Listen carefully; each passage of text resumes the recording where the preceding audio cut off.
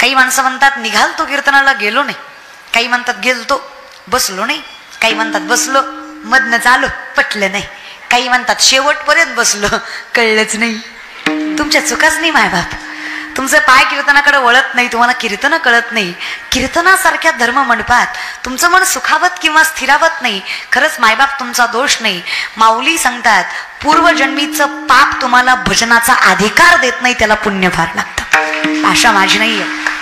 नामासी विनमुख तो नर पापिया हरिविन धावयान पावे कोणी. मग तुकोबाराय सांगतात तुका म्हणे नाड पाप ठाके हिताड.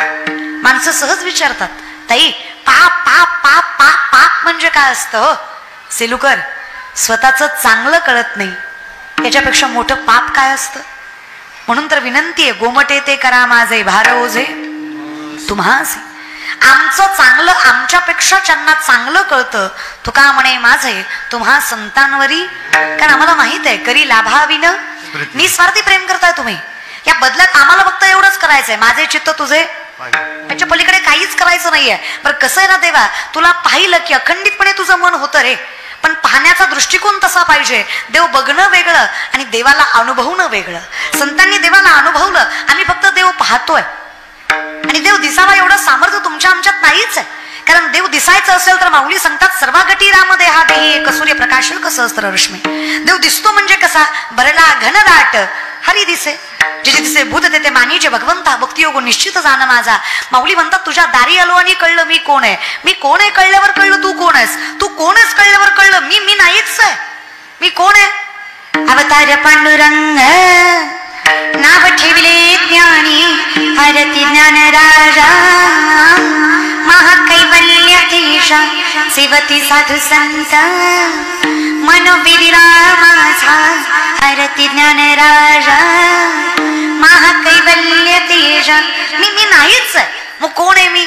तुका म्हणे मज बोलविता देव आपुलिया बळे नाही मी बोलत सखा कृपावंत वाचा त्याची. साळुंकी मंजुळ बोलत सेवानी शिकविता धनी वेगळाची. मी नाहीच आहे. तू असतो सांभाळतोयस आणि असं सांभाळतोयस की तुझ्यात आणि आमच्यात अंतर ठेवत.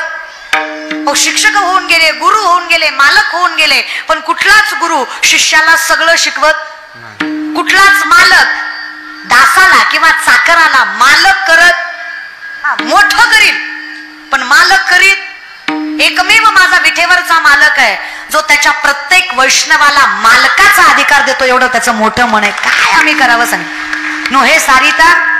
माऊली म्हणतात माझ्या विठोबाचा कैसा प्रेम भाव आपणचे देव होय गुरु. किती करशील विठ्ठला.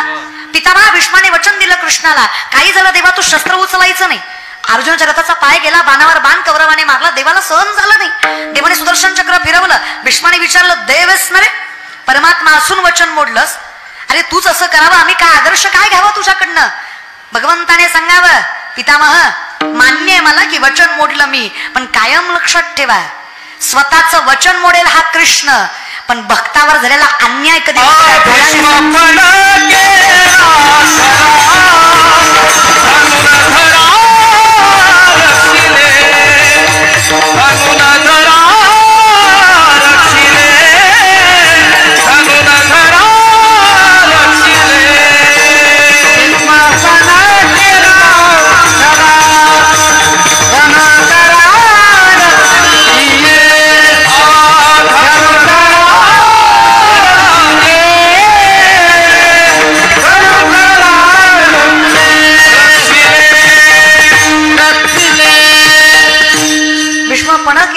धनुर्धरा रक्षिले.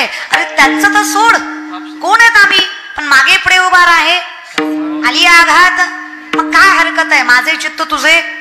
कारण आम्हाला माहित आहे घालून या भार राहिलो निश्चिंती निर्विले संती विठोबासी. खूप करतो देवा तू माझ्यासाठी खूप. पण काय झालंय आजकालची पिढी अशी निघाली आहे देवाला मानणारा माणूस मूर्ख आहे आणि देवाला न मानणारा माणूस शहाणा. इट इज वेल एज्युकेटेड जो देवाचं अस्तित्व नाकारतो. इट इज अनएज्युकेटेड जो काकडा करतो. असं कसं रे दादा. आणि कुठल्या बेसिसवर. सायन्स शिक्षण. माऊली म्हणले सावध सांगे संतोषाला खोकड पुस्तक वाचाय. अरे पुस्तक वाचून तर खोकडी बिशाणी होतात.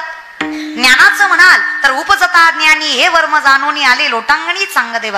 ज्ञान कशाला म्हणावं मोठं की देहाकृती उमटे निज ज्ञानाची पहाट फुटे सूर्या पुढे प्रगटे प्रकाश जायचा. व्यक्तीच्या अगोदर जे जन्माला येतं ते ज्ञान आहे, ज्याला आत्म्याचा काही एक संबंध नाहीये आणि त्या ज्ञानामुळे त्या आत्म्याची ओळख आहे. आत्मा अगोदर आहे, ज्ञान नंतर आहे, पण आत्म्याच्या अगोदर ज्ञान जन्माला येत आहे आणि मग हे शरीर आहे, मग हा देह आहे. ज्ञानाचा आणि आत्म्याचा काही संबंध नाही. म्हणून तर तुका म्हणे एक मरणेची सरे उत्तमची उरे. कारण हे जरी गेलं तरी ज्ञान प्रबळते ना, आपला छापा सोडून जात आहे. पण ज्ञान कुठलं ज्याला नम्रतेची सजावट आहे, त्या ज्ञानाचा काहीच फायदा नाही जिथे अहंकार आहे. आणि ऍटिट्यूड करावा तरी कशाचा रे. आज शिकल्या सवरल्या पोरांना विचारलं ना, का रे बाबा हायली एज्युकेटेड आहात, स्टँडर्ड मेंटेन करता, हाय क्लास लाईफस्टाईल आहे, श्रीमंत आहात, वेल सेटल्ड आहात, पण कधी भजन करताना दिसला नाहीत, ज्ञानेश्वरी वाचताना दिसला नाहीत. आजकालची पिढी फार कौतुकाने सांगते I don't believe in God. Okay, no issue. तुम्ही देवाला मानत नाही यात काही वावगं नाही, तो प्रारब्धाचा भाग आहे. पण ज्या दिवशी देव तुम्हाला मानणार नाही त्या दिवशी हे जग तुमचं अस्तित्व सुद्धा स्वीकारणार नाही. हे सत्य तुम्ही नाकारू शकत नाही. मी जिवंत आहे याचं मूर्तिमंत उदाहरण आहे की देव आहे. अहम वैश्वानरो भूत्वा प्राणिनाम देहमाश्रित प्राणापान समायुक्त पच्चामिन्यम चतुर्विधम. चालवणं बोलवणं सोड रे अर्जुना, सूक्ष्मता लक्षात घे. तुझं अन्न पचवणारा जठरामधला अग्नी सुद्धा मीच. कसा नाकारशील मला. पंचमहाभूत मी, अनुरेणू मी, सुरुवात मी, शेवट मी, अनंत काल मी, तू ही मीच. हे सारिता मग विनंती आहे दृष्टी न फिरे. जर सत्य परमात्माच आहे तर सत्य कधीही आनंद देत. आम्हाला ज्ञात असावं सत्य तू सत्य तू सत्य तू विठ्ठला. बाकी सगळा जगत भास आहे, इमॅजिनेशन आहे. पण हे कलियुग आहे, हिते प्रचाराला फार महत्व आहे. आमच्याकडे देव सुद्धा प्रचारावरच आहे. ज्या देवाचा प्रचार जास्त त्याला गर्दी जास्त. खरंय का खोटे. बरं जाऊ द्या, ते मरू द्या. मला एका साध्या प्रश्नाचं उत्तर द्या. तुम्हाला धरून आणलं का, बळजुबरीनं आलात का, 200 दिले का यायला. ते 5-6 महिन्यापूर्वी महाराज बरं का. बोलच की लय खतरनाक बसलाय तुम्ही एकदम इगो मध्ये. तू बोल मी आहे, तू बोल. मी बसलोय, तू बोल. मी ऐकतोय, तू बोल. मी येत नाही कोणाच्या कीर्तनाला, तुझं नाव ऐकून आलोय, तू बोल. अशा ऍटिट्यूड मध्ये बसू नका, काही फायदा नाहीये त्याचा. इथे फील करा, फील द मोमेंट. हसू वाटलं मोठ्यान हसा, रडू वाटलं मोठ्यान रडा, नाच वाटलं नाचा. तर यांचं काही नाही. पण ह्यातली एखादी म्हणून नाचले असते ग, पण ज्याच्या संग गाठ बांधली तो गुणाचा नाही ग. त्याला जर कळलं नाचत होती कीर्तनात तर घरी गेल्या गेल्या कीर्तन घेईल माझं. घरी गेल्या गेल्या म्हणीन लय संती नालती मंडपात तुझ्या अंगात, तू ये घरी. तुझी महाराजींकडे तो नाचत होती होय. काय लोकांचा पॉइंट ऑफ व्ह्यू आहे, बघण्याचा दृष्टिकोन आहे. जी पोरगी वरातीत नाचते ती सुशिक्षित आहे आणि जी कीर्तनात नाचते ती नालायक आहे. कितपत योग्य आहे. आ नाकाच्या शेंड्यापासून टकल्यापर्यंत गंध, बापाच्या कमरेत लाता, देव भेटला नाही, तो बाप ठोकला. कसला परमार्थ, कसला दृष्टिकोन हा. लय विचित्र काम आहे आपल्या परमार्थाचं. सोमवार गुरुवार खात नाही, बाकी दणकावून हाणतो. मग तेवढं कशाला सोडतो, तेवढं बी खात की. तुम्हाला असं वाटतं का सोमवार गुरुवार देव बघतो आणि बाकीचे डोळे झाकतो, तू खामी बघत नाही, तू खामी, असं करतो का देव. काय अनएज्युकेटेड म्हणजे कसं रे, असा विचार नाही करत. अनमॅच्युअर सारखं नका वागू, विनंती माझी. खतरनाक आहे आपण. 10 दिवस गणपती बुडवता ना बाबूराव. कोणी सांगितलं बसवायलाच. नको बसवू, काही उपकार करू नकोस देवावर. नवरात्राचे उपवास, दसऱ्या दिवशी बोकड, देवी कुपती बनव, त्यात घालून हाणलं पाहिजे. आधी सांगणारा कोण ऐकणारा महाराज. अनलॉजिकल माणसं आहेत, कसलंच लॉजिक नाही परमार्थाला.